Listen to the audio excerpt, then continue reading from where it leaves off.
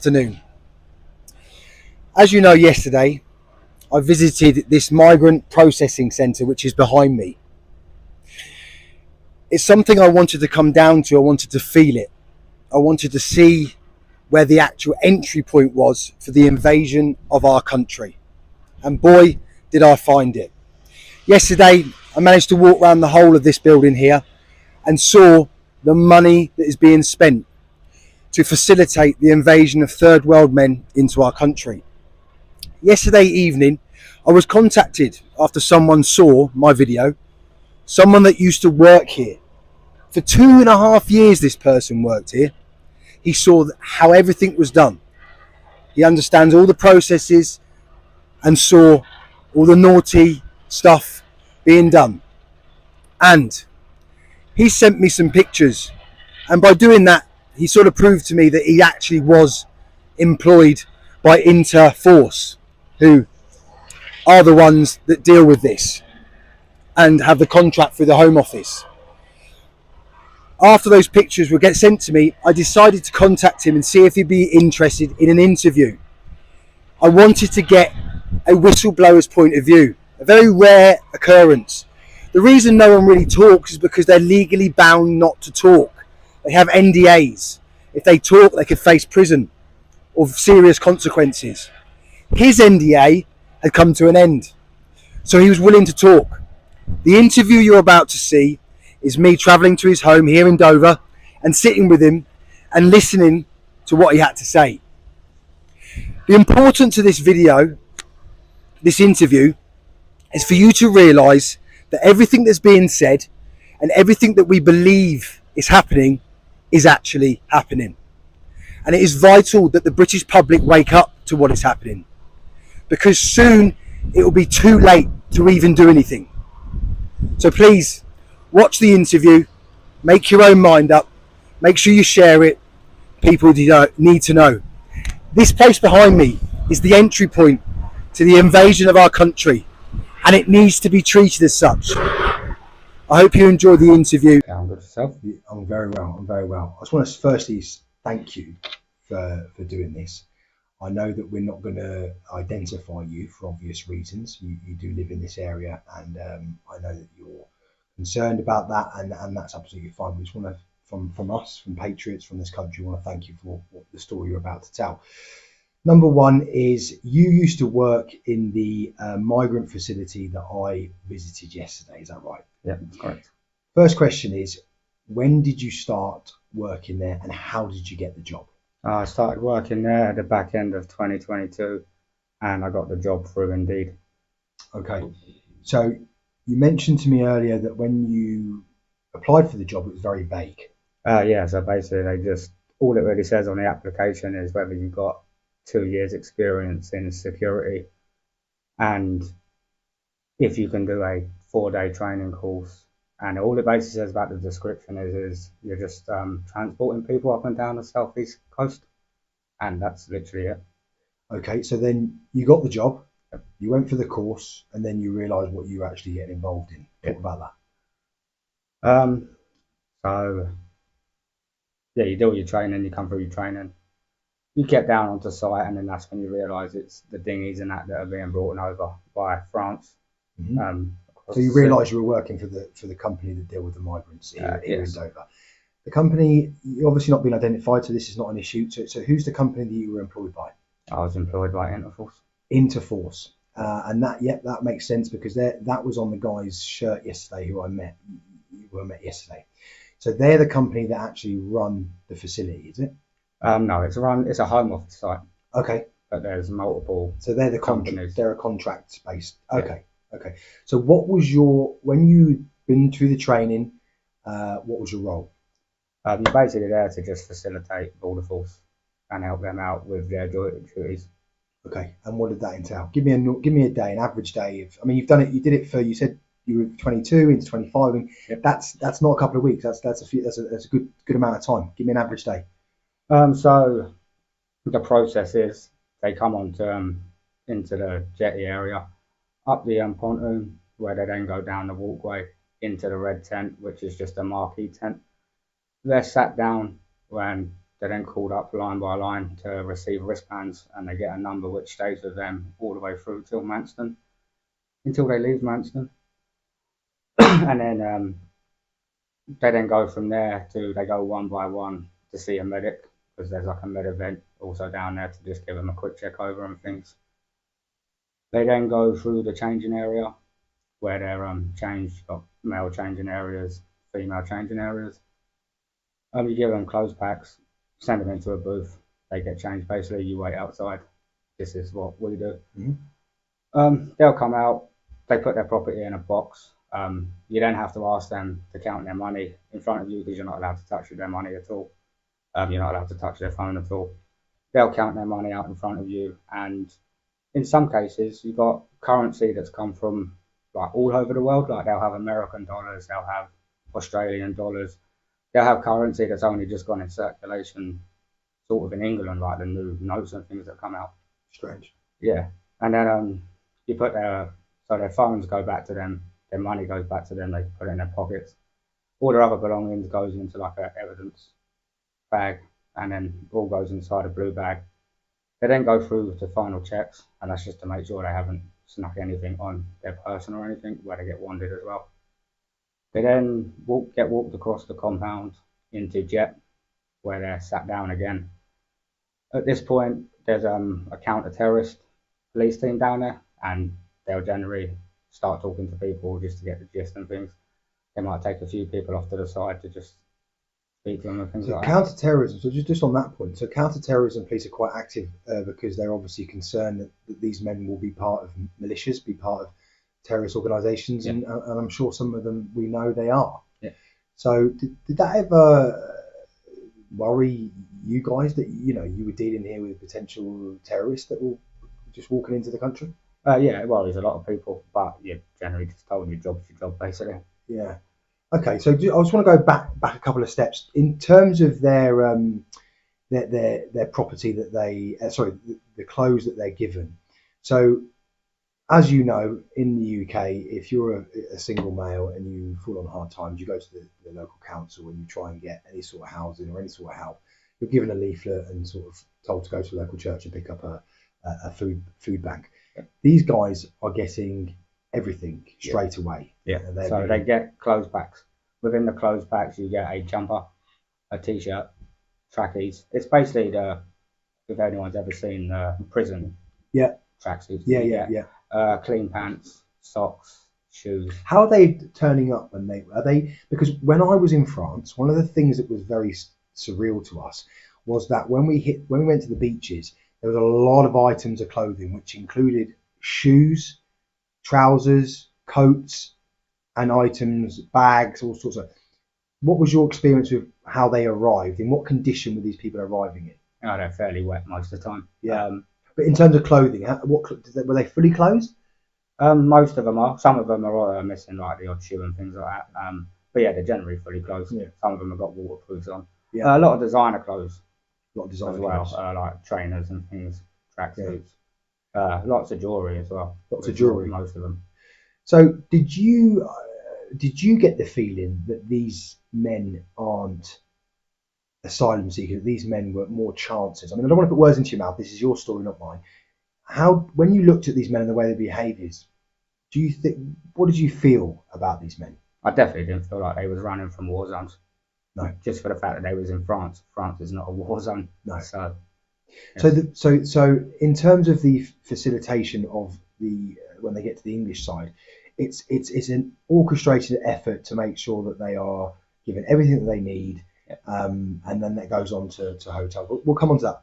One of the things I want to talk to you about that we spoke about when we first got in contact, I want to talk about the drones. Now, I know that in 2022 there was a report that was published that the UK government spent up to £1 billion on drones. These drones capability of these drones were to go into the Channel and to the beaches of France to basically scour and look for migrants. And before I even told you any of that, you told me about the drones. Now, talk to me about what the drones can do. Talk to me about who can see the drones and how you know about the drones. The drones are on both sides, so we have them over this side and the French side. They go over the sea and things. They monitor the beaches. I'm not sure who completely controls the drones because we don't see that on site. But there's a app. I'm not too sure what the app's called, but it can basically show you how many people was on the beach. So let's say it's a summer's day. It will say 200 on the beach, and it will say 50 in the water. So they know. Yeah, all They the force know. knows. They know all the time who's on the beach and who's in the water. So they could easily speak to their counterparts in France and say there's two step them and stop them from getting into the water. Yeah. And the app that you're talking about, who did you see? How did you see that? Who had control of that app at that point for you to see that? It's border force So officers. it's border force. Okay, so it's border force officers that have access to an app which allows them to basically see exactly what's going on in France, which means that the French know exactly what's going on, which means there is no attempt from the drone's perspective of being used to prevent any of these boats coming over.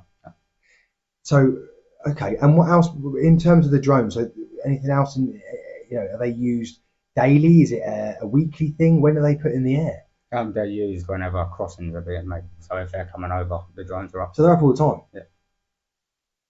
So we're spending up to $1 billion taxpayers' money on drone systems that are working to tell the English exactly, the British exactly where the migrants are on the beaches and in the water, and that is just being used to basically work out how many is coming across. Pretty much. So you guys can facilitate when they arrive. Yeah.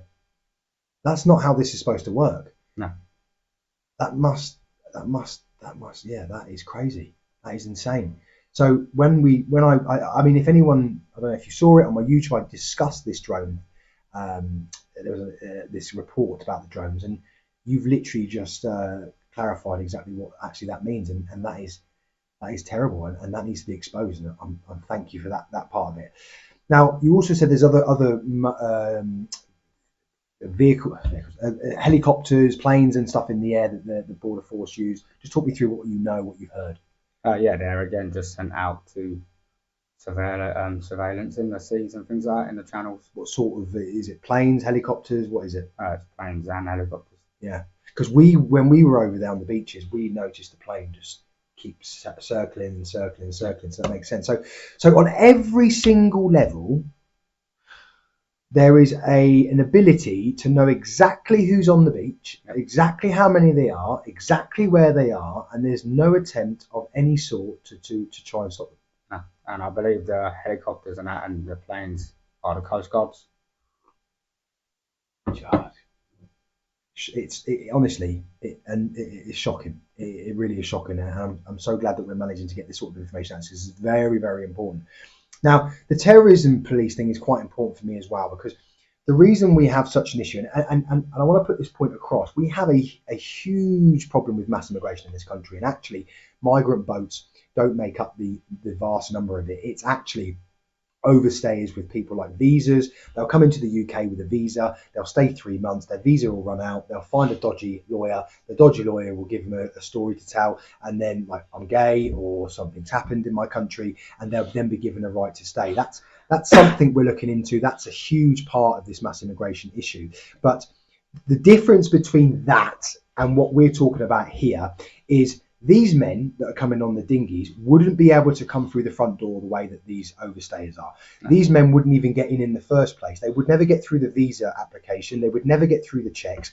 So the problem is, the distinction that we need to make between all of this is the fact is that the men that are coming on the vast numbers are coming in and they're being checked. So even though they shouldn't be here, there's some checks going on, and we sort of know who they are. The problem with this is that we don't know who they are, where they're coming from, what their intentions are. And clearly the British government, as you've mentioned, the counter-terrorism police are actively interviewing these men, meaning that they know that there's going to be people. Did you ever hear about any fighting, any problems, anything happening on the boat or when they landed, anything like that? Yeah, there's multiple assaults on the boats on the way over. Multiple occasions where people have been chucked off the boats.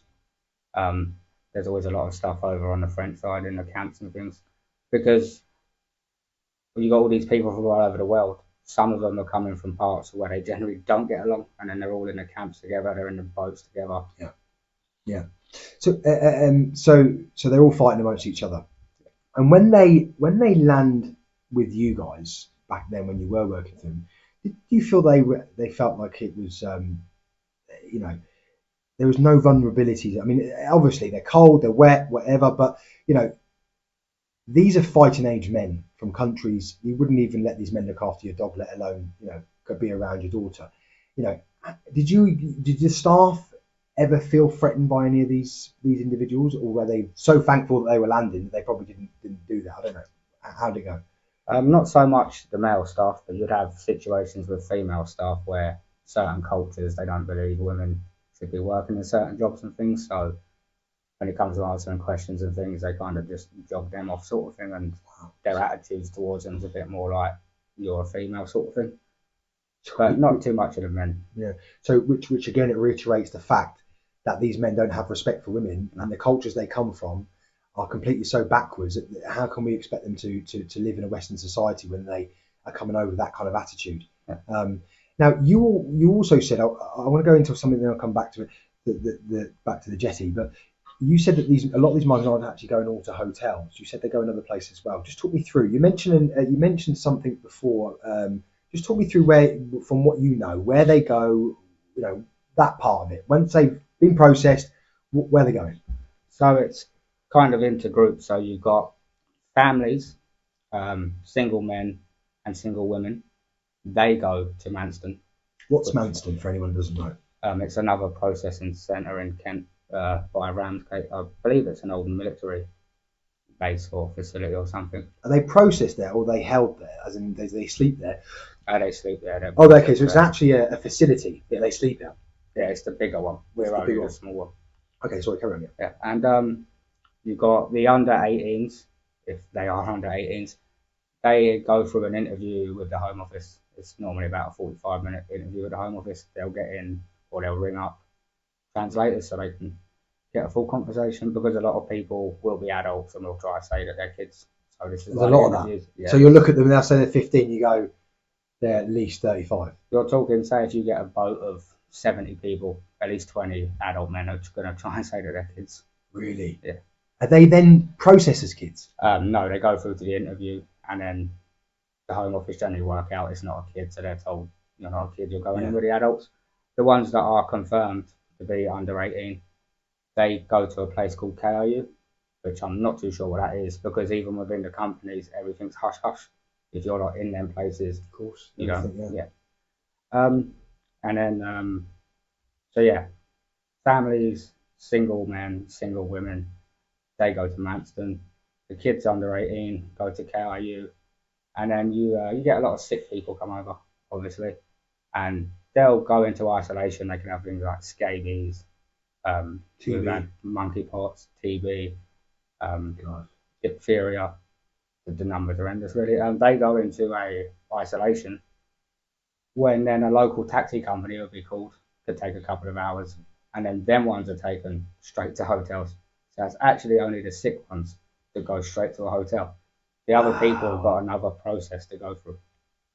So they're transporting the sick ones in local taxis that we all use into hotels around where they could easily spread these diseases. Yeah. And we've found evidence of that, because we found the TB tablets on the beach. Insanity. I've actually got goosebumps. That is insanity. And so dangerous for our country. Let's talk about the money.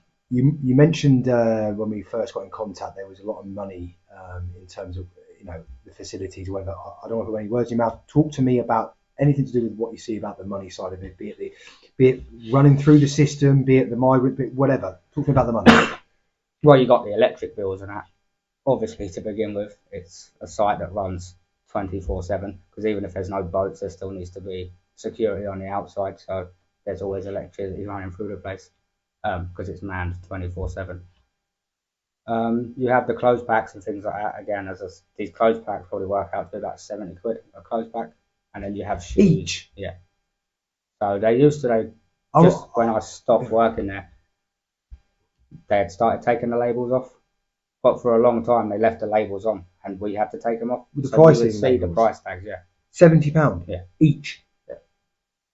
And there's thousands of them coming over. Yeah. Yet they have containers full of them. Containers full of them. Yeah. So Mr. Joe Bloggs, who's fallen on hard times, goes to local council and asks for a bit of help. Can't get anything, any support whatsoever. But we're talking millions. Yeah. We're talking millions of taxpayers' money being spent on packs for people that have never contributed to this country, never done anything, and literally turn up with scabies and TB and and as we know now, going on to sexually assault women and children. Yeah. Okay, sorry, carry on. So money wise, yeah. And then you have the shoes, the flip flops, blankets. There's if anyone watches the boats when they're brought in, you might see the red blankets. Well, those are just a one-time use thing. They go in the bin, so then you've got to get more out for when the next boat comes in, sort of thing. So they're probably cheaply made, but the scale of them, how many you're giving out, it's going to add up. You've then obviously got food costs, because obviously they're fed and that while they're down there. And then even down to like the coach companies that transport them to the other places. These are just normal coach companies too. They literally just put up a working under the Home Office thing in their front thing, and then if they're not working down there, they'll just go back to like their daily jobs, taking people on holidays or whatever. So they need to be paid. Taxis. So yeah, all the equipment that goes in down there, because obviously like computers, things like that, the fingerprint scanning machines. Yeah, there's just a lot of money that goes through that place. Millions. All right, it's got to be. And I mean, this has been going on for 20 years. Yeah. And this is just one. Then you've got Manston. Yep. Then you've got KIU. Yep. Then the hotels. Oh, it makes you feel sick, really. Yeah. I mean, think what changes could be made in this country with that money that is being spent. So, insanity, absolute insanity. I mean, in terms of the fortification of that place that you worked, where I went yesterday. I mean, it's a fortress. It's an absolute fortress. Talk to me about what happens if some of because it's next to the sea. What happens if any of the fences or anything break? There has been a couple of occasions where they've blown down in storms, and we just put them back up to our best abilities, and we'll put wooden planks and things up to keep them up. So you said that there's a company that made them. Where's the company based?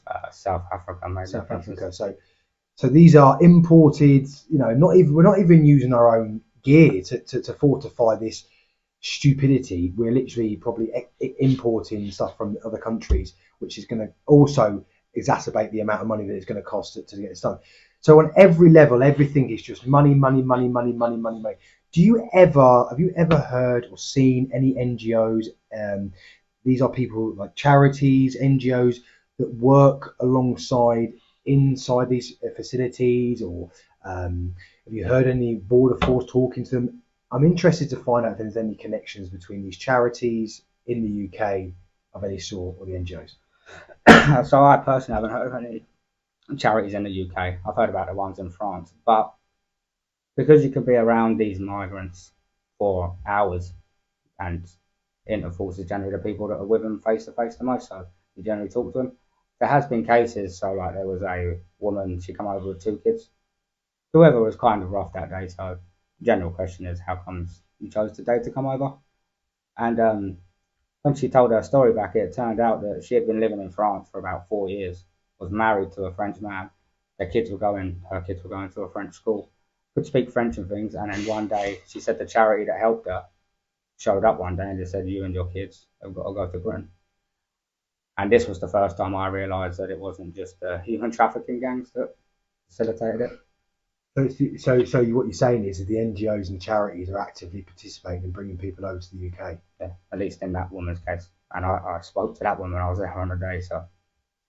Wow. And that's what we're seeing. I mean, we're finding out lots of information about, especially Utopia 56. We've looked at Utopia 56's accounts, and we found that they're paying themselves in wages millions, and I'm talking an eye-watering amount of money. And then when you look at the accounts that actually went to the front line, it's such a minimal amount. But I mean, even 10% of millions is still a large amount of money.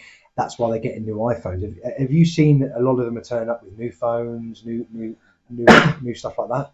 I'd say 90% of them do come through with phones. Yeah, there's only a small percentage of them that don't come through with phones. And how many, the percentage wise, have you, when you would categorise how many are men and how many are women, how many men, if it was, is it 90% men? Is it 50% men? What is it that you've seen?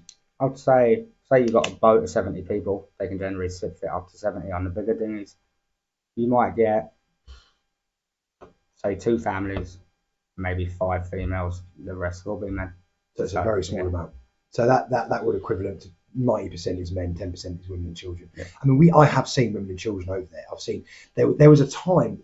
Also, this is a question someone that obviously that's worked in this. One of the things I find quite ironic is that when we went to the camps, be it the one with the hospital or be it the one by the other hospital, by the other part, where was it? Loon Park, I think it's called. Loon Park. The men were always from the same place. So when we went to the camp one day, they'd all be from Sudan. And they all talk to us in Sudan. Okay. And then we come back the following week and all the Sudanese have gone. And now suddenly they're all from Afghanistan or from. Have you noticed that when the boats come over, that the men are always from the same area? Yes, but it's. So how is that? How does that work? If they're all coming over, like you're traveling through Europe in different ways and different, how is it suddenly they're all from one place, then they're all from another place? Do you have any idea why? No, but what I can say, because I worked there for a number of years, it's almost like every 6-7 months it will change. So if you go back to 2022, there was a lot of Albanians, and then after that you get a lot of Afghanistan people and things like that, and then 2024 we had a lot of Taiwanese people come over. So it's like Taiwanese. Yeah, they come from all over the place. This is just an orchestrated invasion of our country, and and I think it's getting out of hand. I mean, you must have seen thousands coming in. Hundreds of thousands. Really? Well, I can see 1,000 in a week. Sometimes in the summer months when it's busy, you can do 1,000 in 24 hours. God. Okay. Yeah. So the main point I want to make on this as well, because it's very rare to find when someone in your position that we're going to talk. Like I said, we're going to keep you completely anonymous. This is not being prevented on any level. That there is no, that you've never. I mean, be honest with me. I know you are. Have you ever heard of anyone saying, "Wow, there's a new system coming in that's going to help prevent them from coming in, or stop the boat, or stop them on the beaches, or stop them at the camps, or stop them, anything"? No. If anything, I'd say the opposite. Because so in 2024 there was quite a lot of people that fell off the boats, whether they fell off the boat or were pushed. There was a lot of people that drowned. And coming to the end of it, we basically then told to separate the life jackets. So the ones with the CE logo, which means it's health and safety, they've been tested, were then being sent back to France. So in my opinion, it's sent back to France. Complete opposite. So it's basically indulging in heightening the ability for them to come, rather than lowering the ability for them to come. Yeah. Whereas that could have been a deterrent. So that's why you now see they come over on more hard condition days. Whereas before they'd only come if it was like perfect conditions in the sea. But now they'll come during storms and things. Insane. So your proof in the pudding really is that all you've seen is this getting worse and worse and worse. Why do you think this is happening? Why do you think they're letting this happen? Do you have any idea? I have no clue at all. I just see it get worse and worse every year. Did you ever ask yourself that question in your mind when you were going to work for those years and saying, this isn't right, this isn't normal? Did you ever feel that way? I mean, yeah, I started to after like the first month of working there, really. Yeah. Was the money? Do you mind me asking that? Was the money good? It's $14.50 an hour, so it's better than other security places, but it's not big money. No, it's not life changing. It's not life changing, no. And do they employ outsiders? Not outsiders, that's probably the wrong word. Do they ever? Is it more British and English people that they employ, or do they employ foreigners to work in the jobs? Did you ever work alongside a lot of foreigners to work in jobs? Interforce, there's probably less English people that work for them. They have a lot of like Gurkhas and things. Okay. Slovaks and things who like probably that. don't ask a lot of questions. No. And just get on with it. Yeah. What other companies did you ever? Any companies that you noticed were getting involved in all of this? obviously Interforce. Is there any other companies that were involved that you heard of name-wise? So you have Interforce, Border Force, KIU, you've got Care and Custody, and then there's social services teams as well. I don't know which company they come from, they're just social services. And then again, you've got med events, so Yeah, medical people. yeah. And like you say, a lot of this is. Do you think a lot of this is money motivated? Not for you, not for the ones that are working, not for the ones that are arriving. Well, maybe the ones that are arriving, but for the ones that are in top of these organisations, there's so much money floating around. Do you think it's money motivated? Oh, definitely. I also believe it's to do with the voting as well. You think these Because the majority of English is not going to vote for Starmer or Labour anymore. So if he's bringing these people in, it's kind of, you scratch my back, I scratch your back. Give them the ability to vote. And Yeah. if you're bringing hundreds of thousands of people in, and when you look at the elections and it can be swung by 1,000 or 2,000 votes, you only need to put 2,000 or 3,000 migrants in a certain place and tell them to vote Labour and bang, you're in. I also, have you ever heard of the app that they, one of the things that the dots that we're connecting is to do with the employment of these migrants. I mean, I know this is probably not something you've dealt with because you were in the processing, but did you ever hear about an app that would help them get employment?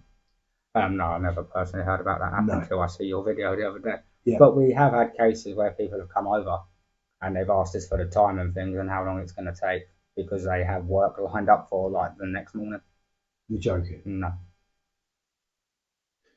Did you ever see, I mean, you know, you saw a lot of faces. Did you ever see someone twice? Yeah, a lot of the times with the Albanians, you'd pick up like quite a few times.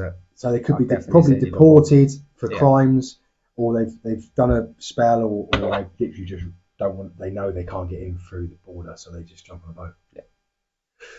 Do you think there's a lot? Do you think a lot of this is organised crime, organised gangs?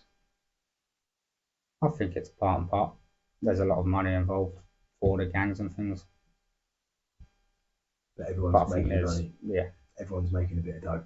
So when everyone's making dough, why would it ever stop? Yeah.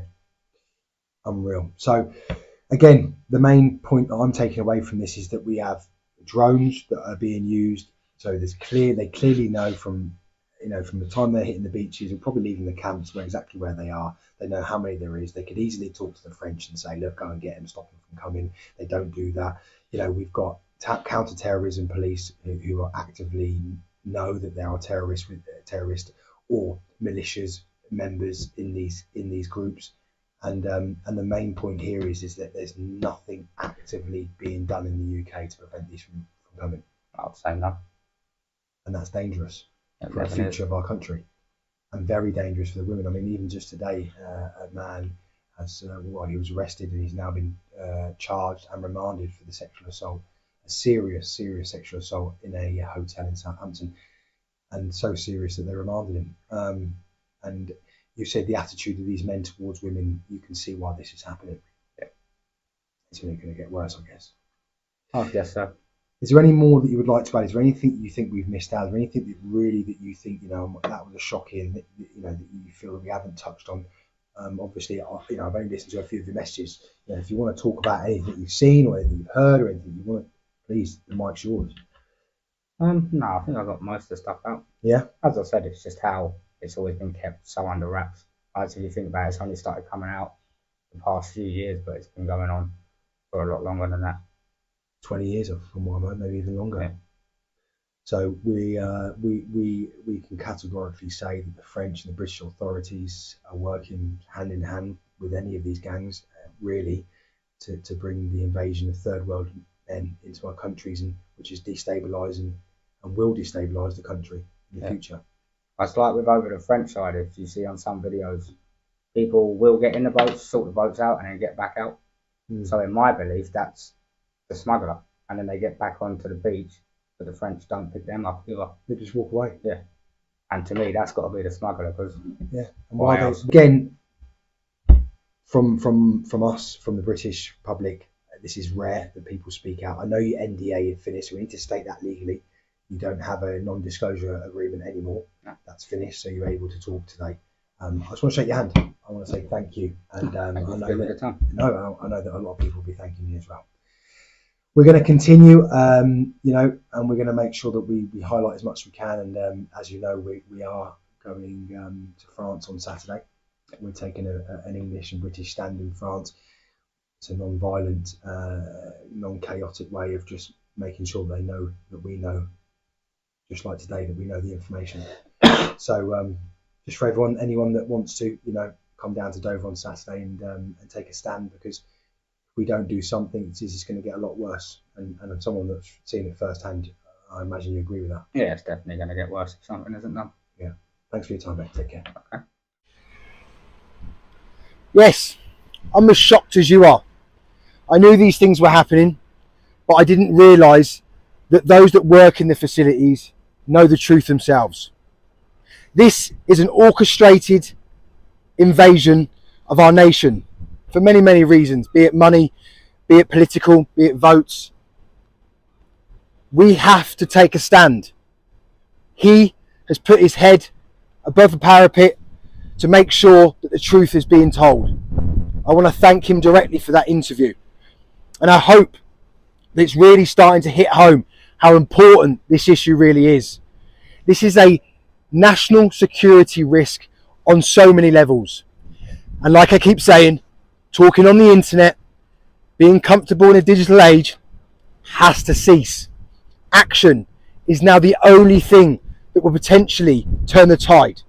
I hope to see as many as I can here in Dover on Saturday, and I look forward to also welcoming those in France as well. This is one of the last stands that can be made as British and English men. To the women of England, to the women of Britain, please support your men.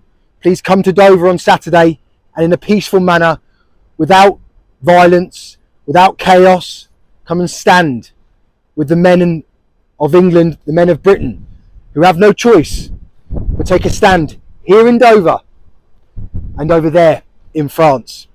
Thank you very much, and I hope that this information really does hit home how serious things really are. Thank you.